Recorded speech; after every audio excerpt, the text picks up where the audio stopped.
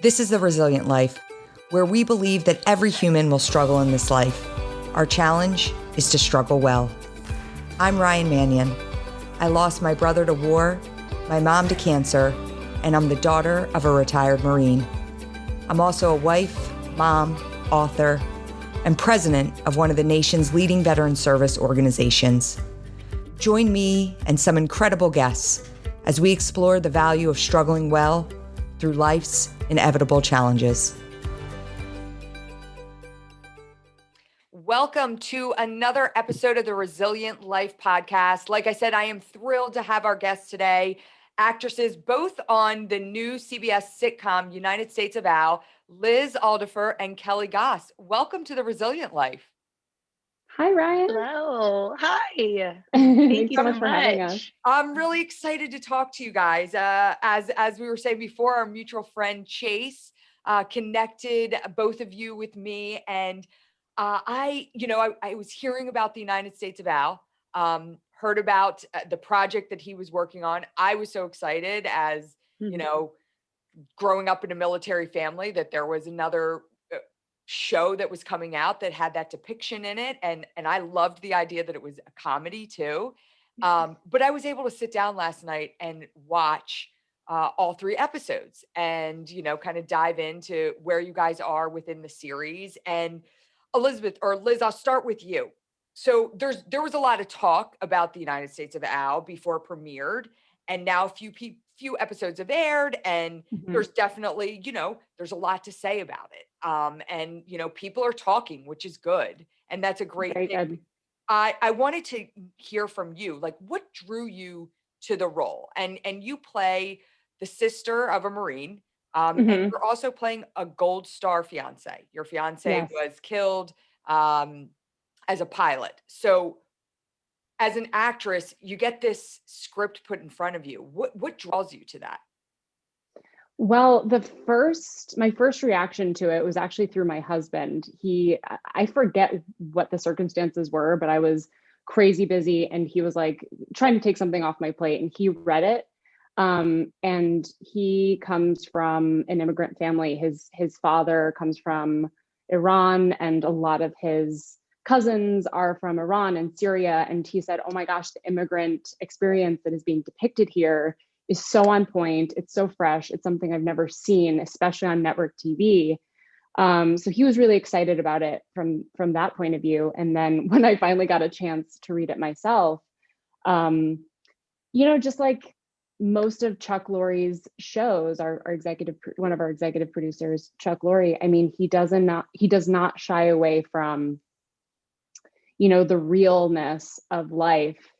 Just because it's a comedy doesn't mean there aren't moments of gravity and really serious issues. So it's such a unique opportunity always to work with him, because all of his characters are rich like this. Like, yes, it's a comedy, but also they're going through a lot of trauma. Also, they're exploring the American culture through this new point of view through Al's eyes. So it's just like, it was so rich and so deep, and yeah, to do that with a comedy, a network comedy, no less, just was super impressive.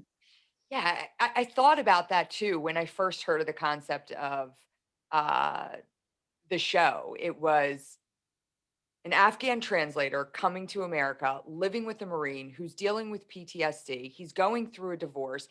He's living with his sister who lost her fiance. And I'm like, what about this spells comedy, right? But I also loved, I think it was, one of you wrote, Kelli, you actually wrote on your Instagram, I saw when the show first premiered, you posted about, you wrote a story about family, friendship, love, and loss, about living in a time of transition and the unknown, about trying to understand those who are different than us and learning from one another, about standing up for what is right and following through on promises that are made, about dealing with rough times and using humor to do so. And I could so relate to that because, listen, if you live in a military family, if you're connected to the military and in the last 20 years, you've experienced some stuff.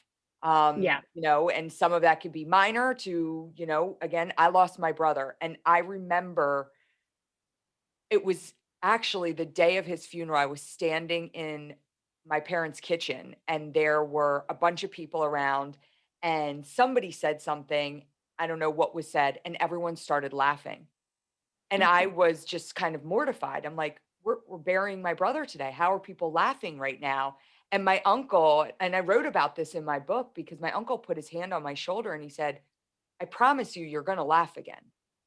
And it was from that moment on that I gave myself permission to say, yeah, this sucks and what I'm dealing with sucks, but it's okay to laugh and it's okay to find Mhm. humor in those moments. And you guys have taken some really deep topics and you've you've put humor to them, which can almost humanize them and reach such a broader audience. So Kelly, for you, tell us about, again, I loved that post, but expand on Thanks. that a little bit and what it meant for you to be a part of a comedy that did have all those layers to unfold.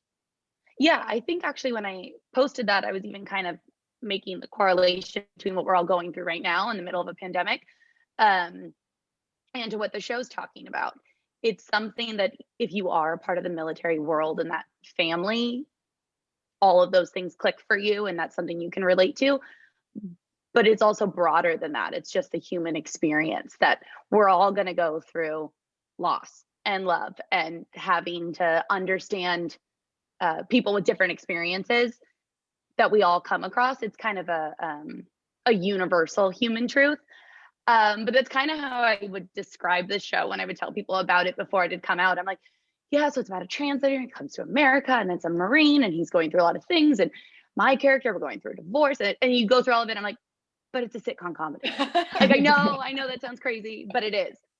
And that's kind of one of the things that also drew me to the script, similar to Liz, is that I actually originally also auditioned for Lizzie, for the sister.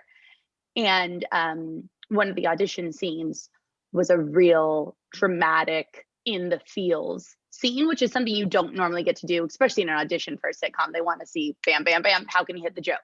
Mhm. So to see a comedy that allowed you to settle in these real parts of life and actually dive into the emotion and to show that that's also part of it. Yes, the comedy is a great way to deliver it and a great way to have America be able to consume it. And then we get to slide in these moments of um, reality, is kind of what it is. And sometimes that is dramatic, and sometimes that's sad, and sometimes it does have levity. But yeah, that was something that kind of drew me to this whole thing. And then when they called me back and said, actually, we want you to come in for the wife, I kind of took a 180 at it. And I'm like, oh, wow, this is a completely different aspect of this show that I didn't think about before. And that's kind of been a gift for me to get to explore the other half of this world. We're really in Riley's family and we're really in Al's story and what they went through. But then there's also sometimes these stories and these people that fall to the wayside or become collateral or, kind of get wrapped up in it, that from face value, we don't necessarily think about when we think about military and military families. But Yeah, yeah. absolutely. Um, did you guys do anything to prepare for your roles? I mean, when you're told I'm going to be the sister of a Marine that's dealing with some stuff and I'm essentially a gold star fiance. Um, what did you do to say, okay, what does that mean? How do I prepare for that? I did a lot of internet research. I mean, thank God for it being 2021 and everything's out there on the internet, and found Yeah. some beautiful stories. In particular, I think the one that stuck with me the most was this series of letters that were published in Cosmopolitan, I want to say in 2005. between a woman and her fiance who unfortunately lost his life in Iraq in 2004. And God, they were just so beautiful. And I was first of all struck by her willingness to put that out into the world, to share that with people, to share that incredibly intimate part of her, just so people could see just how, first of all, how giddy and how almost like childlike it was for them to write letters, probably for the first time in the relationship, but also just how normal and everyday, like, I went to the store today, I got my dress today, I'm so excited to marry you. And his responses of, this kind of sucks, I'm getting 2 to 3 hours of sleep a night, and just the everyday reality of what it is to have that relationship over time and space and war and conflict. And it was just so beautiful to read. And of course, the outcome is so sad. And even published a few of his letters that she got after she found out he was gone, and they just kept coming. And it just really struck me, and how, I don't know, I guess what I took from that is just how normal it is. I don't know. It's such an extraordinary thing to send a loved one into a battle zone, but it's also thousands upon thousands of people do this every day, and they continue to talk to each other, and they continue to have lives and these milestones in their life, and sharing that with them. And I don't know, it was just a good gravitational point for me with Lizzie. I think that's a good way of putting it, because, again, I remember when my brother was deployed, I was opening up my first clothing boutique at the time, and he would call me and we would talk about like what lines I got into the store. Yeah. Oh, that sounds cool. Oh, yeah, save me one of those Obey t-shirts. Yeah, I'm gonna want, like, these are the conversations we're having when he's Right. thousands Yeah. and thousands of miles away in a war zone in Iraq. But like, that's what he wanted to be talking to me about. And so that's what I was going to talk to him about. And, you kind of put it out of your head. I always say that, people will ask me if I was scared when Travis was deployed, and he deployed twice to Iraq. And I always say I wasn't. And I wasn't at the time when he was there. I knew that men and women were giving their lives, but the ratio of men and women giving their lives to those coming back, it was like that needle in the haystack type situation. And again, maybe it was a coping mechanism, but I was like, it's not going to be my brother. And there's no way something's going to happen to him. So, because you hear a lot of times, well, you had to be somewhat prepared. And I'm like, no, you're never prepared. Like, just like a police officer's wife is not prepared when he leaves on patrol that he may not come back. Like, you're not prepared. Yeah.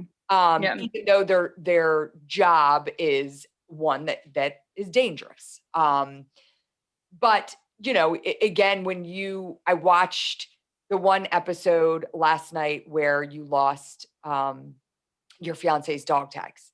And right now within the series, you're seeing your character's a little lost, right? You're definitely in that trying to figure it out phase. And it was funny because as I was watching it, I was thinking to myself, I mean, my best friends are Gold Star spouses. The vice president of our organization is a Gold Star spouse. And I was watching your character thinking like, oh, I know that phase.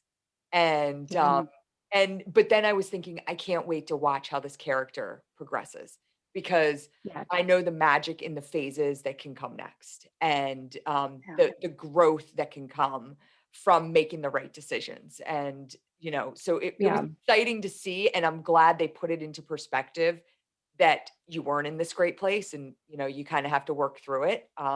So I thought that was great. And then Kelly, with your character as the wife, some of the stuff that struck me was just kind of where you were relative to dealing with, a husband that is dealing with some stuff, right? Yeah. And there was, I think it was, I watched all 3 episodes. I think it was the last episode, or maybe it was the second episode where you disclosed that you're dating someone. Is that Yes. right? Yes. And you talk about that individual was there for me when you gave birth to your child, Mhm. because clearly your husband was deployed at the time. And Yeah. I know hundreds of women who have given birth to, their children when their husbands are deployed. Without their husbands. And Mhm. and and so I loved these little moments that I'm like, this is stuff that really happens. And I Yeah. think the average person who is not connected to the military, to hear something like that, like, well, wait, well, why wasn't he there? I knew Mhm. right away. It was like, well, he was deployed. And, you start to pick up on these things of like, oh, this is what a military lifestyle and a military community is like. Um, Yeah, and I think it's so interesting too because Vanessa got to have Riley come back home. It's kind of like the alternate universe for Lizzie and her fiance. Um, she got to have him come back home, and they're still together, and he made it, but together physically. But that doesn't necessarily just mean that everything's fine and dandy. And it is a hard line to play because you also don't want um, to seem ungrateful for those things. Having this girl right here who's suffering and she doesn't even have her person. Vanessa has her person, but there's so much more to it. Um, and kind of going back to doing research and things, I really dove into a lot of military wife support groups on the internet, which is also so awesome that in 2021 that we have that. You can connect with people all over the world with very similar experiences. Um, but the fact that you don't know what you're signing up for. And maybe Liz, when she got engaged to him, she knew what that world was because her brother was a part of it, but you're not ever prepared for what could come. And I think similar to even wives who are dealing with their significant other being gone, big scope what that looks like, but you have to be prepared for those moments of, are you okay with your husband not being there for the birth of your child? Are you okay with then necessarily raising your kids kind of like a single mother? These are all things that you might not think about going into it, or you might, but still doesn't mean that you're prepared for it, or that you knew what you were signing up for, or that you're okay then just picking up your life and moving across the world because that's what the military is requiring your spouse to do. um yeah, I think there's a lot of struggles that come with it that I'm so happy that we're able to shine the light on, because he wasn't there when she had her kid, and this other person was, um which is kind of a it makes for a good TV moment. um but yeah, it's really interesting to kind of dive into that rationale. I don't think that anyone who knows that their person is away wants to be any more of a burden on them, so there's a lot of independence that's having to happen back home too. yeah. But sometimes that does open the door for other relationships, whether that be romantic or not, but for people at home needing to step in. And it creates quite a conundrum when the spouse does come back. There's almost this whole other life having to be built without them. And that's kind of what Riley and Vanessa are dealing with, how to navigate that. Yeah, absolutely. And I always say, my dad's a retired colonel in the Marine Corps. So I was that kid that moved every Yep. 2 years. I, you know, Hmm. and I never ever appreciated what my mom did as a military spouse until I was older. And I look back at the Yeah. sacrifices that she made and the things she did to keep our family connected. And it's unbelievable. And Yeah. military spouses are the unsung heroes of the military. Hmm. They truly are, Hmm. because they bear the burden. But just yesterday I was on talking with Marcus Luttrell, lone survivor, and him and his Yeah. wife. And he said something that I thought was so poignant. He said, anything, because I was talking to him a little bit about the loss of, he lost so many friends. And, during Operation Red Wing, he was the only person that survived and all his friends were killed. And I said, how do you deal with that? And he said, on top of what he's dealing with, he said, everything I deal with, I project it onto her. So like Mhm. my problems are all her problems. So imagine she's taking everything on. And I thought that was so beautiful that he recognized that, and the things that his military spouse, the burden that she had taken on, in just being with him, you know. So, Yeah. um, Takes an incredible, strong person to be able yes, to do yes, that. for sure. And you know what?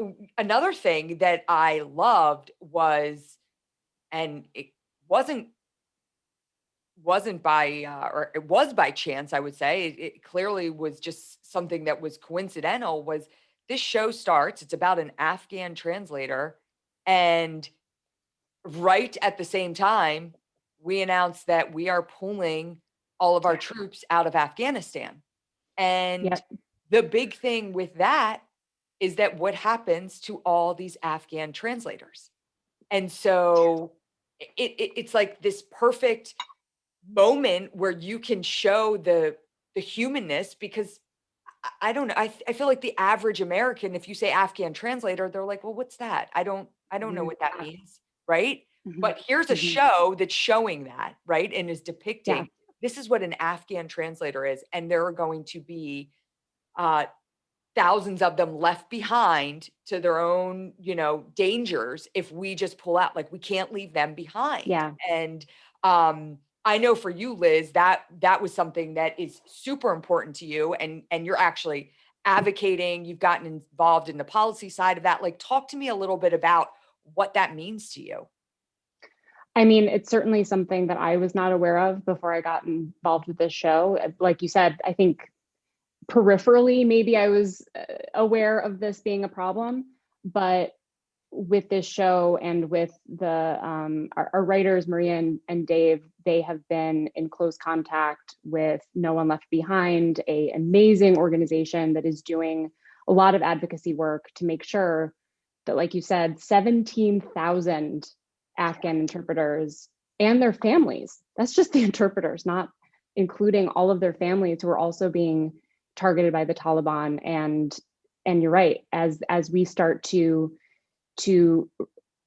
draw down our troops over there, and whatever you may think about that policy decision, this promise was made to these people. If you help us, if you help our troops, we will have your back. We will give you a special immigrant visa. We will get you to safety. And unfortunately, it's an insane process with a lot of paperwork, and it's understaffed, and we could go on and on and on. And here we are, 6 months away from kind of a crazy deadline. So we are all of us, so proud of the opportunity that we have with this show, reaching upwards of 5 million people an episode, to educate our viewership that this is a problem, that it is urgent, and that there's something that you can do right now. You can call your senator, call your representatives, get in touch with the great people at No One Left Behind. And maybe if we make enough noise, we can speed up the process a little bit for these heroes. Yeah, I just think we feel No, really lucky that all the stars aligned at this time when we're able to bring light to this. Because same with Liz, I wasn't necessarily aware of this situation. So the fact that then the show can bring light to that in 5-6 million homes in America every week is phenomenal. I've already had people from both sides of the aisle reach out just going, wow, like I had no idea. Or even something like, wow, I can't believe that we're letting this happen. And just knowing that now those conversations are happening in people's minds, and these people are being thought about, and they're not hopefully going to be forgotten, that's huge. I mean, it's very rare as an actress, especially in like the comedy realm, to feel like you're doing some big good in the world. And if we can get over a portion of those people, we know that like that's a success alone, regardless of the show. But just to get people aware of this and hopefully make a change is it's a really, really cool thing to be a part of. And I hope that we can help even in a small way. Yeah. Yeah, I think it's again another kind of testament to the power of um, this show being a sitcom, right? Mm-hmm. And how it's educating, right? How it's educating so many different ways. And it was actually, someone said to me, entertainment is education. And, we have to be really cognizant of what we put out there and what are the messages. And they were talking specifically around the military.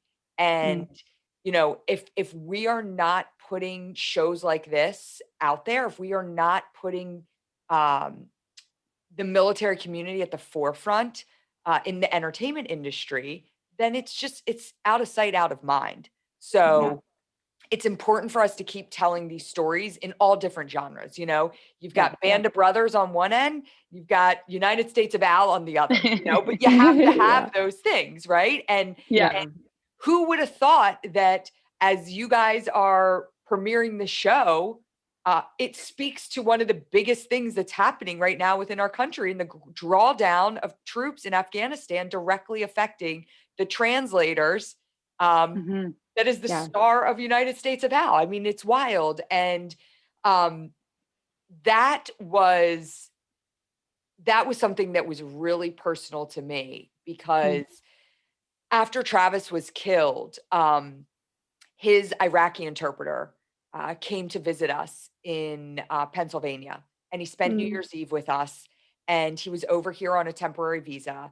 And Travis had written him the letter to get that visa just days prior to him being killed. And so I saw him coming over here, and,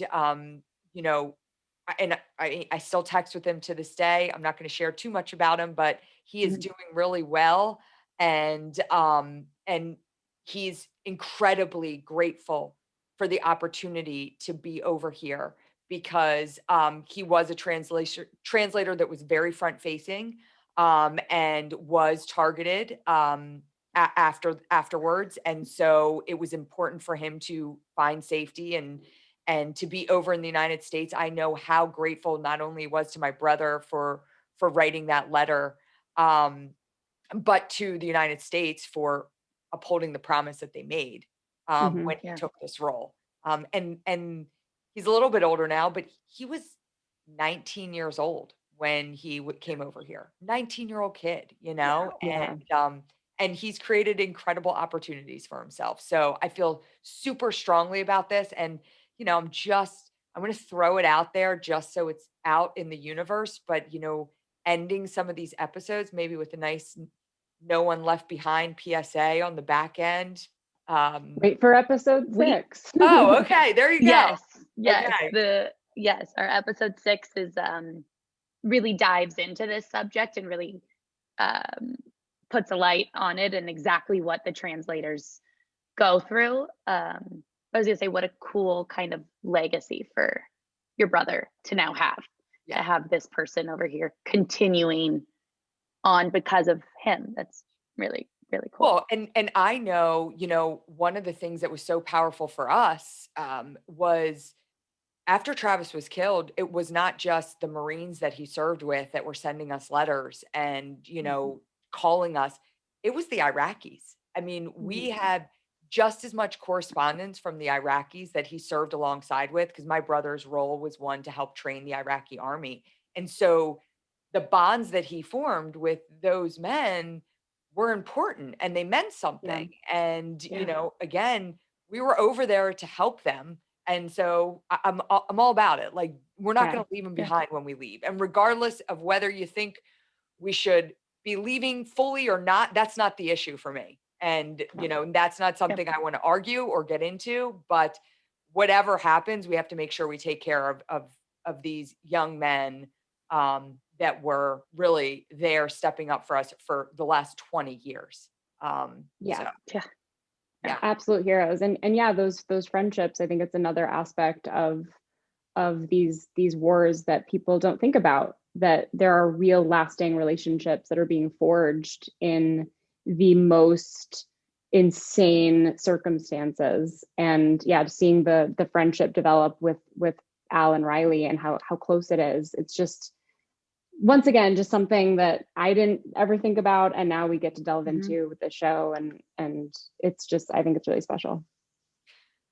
All right, I'm going to ask you guys both kind of this open-ended question. What is Liz, we'll start with you.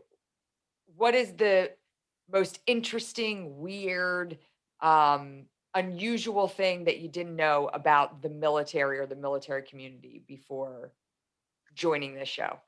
Anything that struck you? Anything that you were like, Yeah, well, this is maybe a fun one, and a delightfully surprising tidbit. So we got a challenge coin from one of our writers, and I was not aware of what a challenge coin was until it was explained to me. And for anyone listening, I'm sure everyone listening knows exactly what a challenge coin is, but just in case, and please correct me if I get any of this wrong. If you are at a bar and you challenge everybody and say, do you have your challenge coin? Yep. Anybody who doesn't have their challenge coin with them buys everybody a drink. And if everybody has their challenge coin, then the person who did the challenging has to buy everybody a drink. Yes, there's a couple different, generally, yes, there's a couple different ways. Like, I think the way the challenge coin started was actually like, it used to be high-ranking military officials would have challenge coins. So okay, great. Up to the president. Like I have Obama and George Bush's challenge coin. So if I pulled that out at the bar, that trumps everything, right? I've got a president's challenge coin. But yes, the premise is yes, it's all about drinking and pulling out the bar. Do you have your challenge? I'm gonna grab just real quick because it's right behind me and I have to show it. And I have to shout out Josh Katz, who is one of our writers and a veteran himself on the show, who gave us our first challenge coin on the set. And it has, United States Val season 1. It's a very, very special kind of, wrap gift. I love that. So this is the Travis Manion Foundation challenge coin. Okay, that's dope. Wow. That looks that's really cool. And then on the back, it says, "If not me, then who?" which is our motto. But I'll make sure I get a couple of these sent out to you girls, so you have another challenge coin. And then you have to get the challenge coin holder, because then it gets real. All of a sudden, you have. I mean, I've got stacks and stacks of challenge coins, and you can go online and it's wild. You can get these challenge coin holders. It's a big thing, but I love that you know the challenge coin. Yeah, and I was just gonna say I have mine in the office. I should probably be keeping it on me all the time. Ooh, and then yeah, the second one sticking like challenge each other. Right now. Make sure I always have it. So Kelly, what was something for you? Oh gosh. I mean, I don't necessarily think I didn't know it, but it's funny when we actually think about it, just how much the people in the military are so regimented. We have a few jokes about when that comes home, that doesn't disappear. Whether or not you're coming home to your parents' house, your parents' garage, your own home, the way that your bed has to be made every morning. There's a few jokes in the show. We talk about trying to help Riley with his laundry and not folding it right, not pressing it right. I think that was just something that you don't think about it. They all kind of come home with this regiment that was what they lived by. That was necessary to them every day. If you didn't do that, you were in big trouble. And so it's something that just becomes so ingrained. And I really think it's kind of a bonus to also watch. You'll see in the show kind of how Riley implements that with Hazel, but how that just becomes part of your life and who you are. I think that the little kind of quirks of that you wouldn't think about, they're kind of funny. I'm like, oh yeah, he would be very particular about how things are folded or put away, or I don't know. I think that kind of stuff is funny. Yes. Well, regiment is a big thing in the military. Yes. So yes. Yeah. It's very true, and it's hard not to adopt some of those practices. Exactly. So I love talking to both of you, and I know we really focused a lot on your characters and the show, but this podcast is called The Resilient Life, and it's all about how you build resiliency. I'm moving more towards clearly the characters that you're playing are resilient women. And I think it's awesome that you chose to dive into those roles. And play these parts. I thank you again as a sister of a fallen service member, as the daughter of a retired Marine, granddaughter of lots of military in my family. Let me put it that way. But beyond that, in your everyday life, the way I like to close out each of these episodes is I love to know what it means to you to live a life of resilience. Because like you said, like none of us are going to escape tragedy or overcome, like we all are going to have stuff in our life that we're dealing with. And you guys are just playing women that are dealing with stuff that is centered around the military. But at the end of the day, we're all going to experience loss. We're all going to experience some suffering. And so, how do you deal with that? What does living a resilient life look like for each of you? Wow. I mean, I think for me, it's holding on to myself, which is a very broad way of putting knowing what is important to you and effectively separating things like your career, say, because in our line of work, I think your career can very quickly overtake every part of your life and can seem like the most important, all-consuming thing. But being able to take a step back from that and surround yourself with the right people, the right support system, and yeah, just to recognize that life is bigger than what you do for a living, and to appreciate nature, and to appreciate your family, or whether that's your blood family or your chosen family. And especially in the past year, I mean, Kelly touched on this a little bit, but I think the COVID-19 pandemic certainly locked that in for me in a big, big way.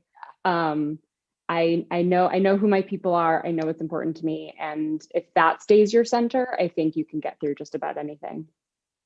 Love it. I think a resilient life might sound a little cheesy, is to get up every day and brush your teeth.